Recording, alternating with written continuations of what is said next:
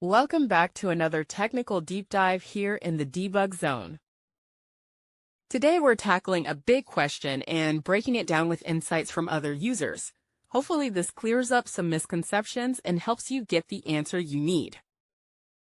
So buckle up, stay a little curious, and let's jump right in.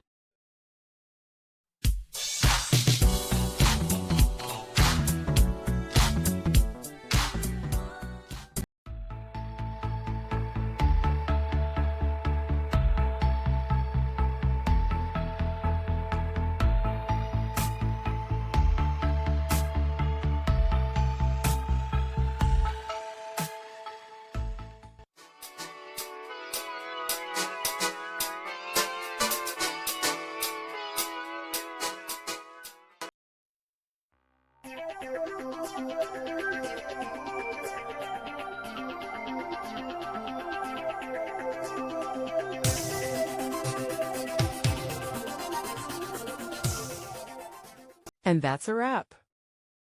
I hope you found the answer you were looking for. If you did, take a second to hit that subscribe button. It really helps out. And let me know in the comments which solution worked best for you. See you next time in the debug zone.